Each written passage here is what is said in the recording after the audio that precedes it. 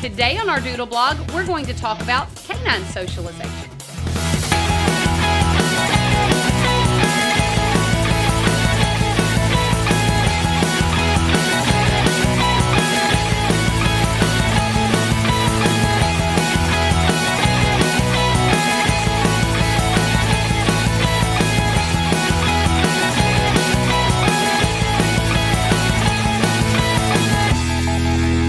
Hey everybody, I'm Sherry Smralia, and I'm here once again with Carol Tuberville, and we're continuing our conversation about creating super dogs here at Smralia. That's our goal.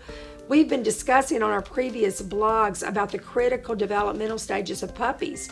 And Carol, we've already discussed the top 3 topics, and we're going to go into socialization today. Correct. Which is exciting, very Informative.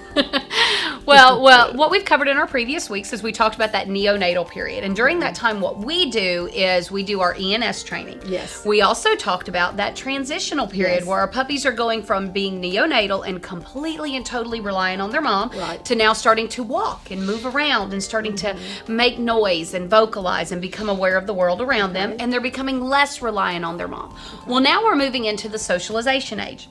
And the first of the socialization periods is the canine socialization phase. And this occurs from 3 to 7 weeks. And this is where your puppy learns how to be a dog. And usually they should always be with their family from 3 to 7 weeks. Correct. They should still be with their mom and litter mates at this point. Now, as we get to the latter part of this period, they don't have to be with their mom all the time. Right. They still need to be with their mom so that she can teach them some really important lessons. But we do start weaning at that time. And that's actually a really important part of this phase now that we're talking about weaning. One of the most important lessons that mom and other appropriate adult dogs can give the puppies is discipline. They learn how to accept and take discipline. And weaning is the first part of that. When mom is ready to start weaning puppies, she has to tell them, back off and stop it. Oh, I know. I see them all the time. She like growls and she puts her mouth right down on their little neck and holds it down. And it's so funny because they receive it. They understand it. They know mom said no. Absolutely. And the first time that they receive teeth, it hurts. Absolutely. And that's actually one of the things that's kind of funny about Mother Nature is there's absolutely no benefit to those teeth other than to inflict pain.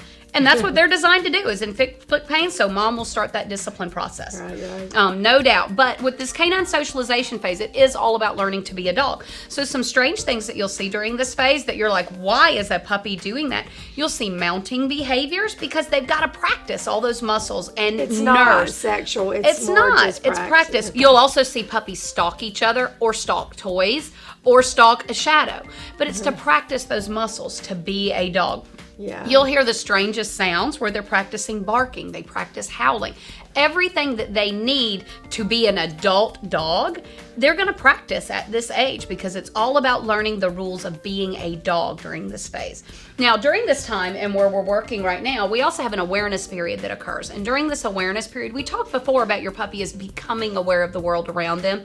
Well, right at that 4th week from 21 to 28 days, this is a time frame where your puppy is totally aware and able to use all 5 of their senses for the first time in their life. So they're smelling, they're hearing, they're seeing, they're just experiencing the whole world's come alive to them. And because of that, this is a time where they are especially susceptible to problems with the wrong type of handling because they can become easily overwhelmed. Right. Because before they could hear, they could see, they could touch, but now they're processing it all at one time, and it can become very, very overwhelming. So during this time frame, we really try to avoid anything that could be potentially negative to the puppies, and we try to avoid any radical changes during this time period. So it's really important for that to also leave them with mom and litter You mates. told me about a vaccination that this might not be the best time, and we have a vaccination at 4 weeks.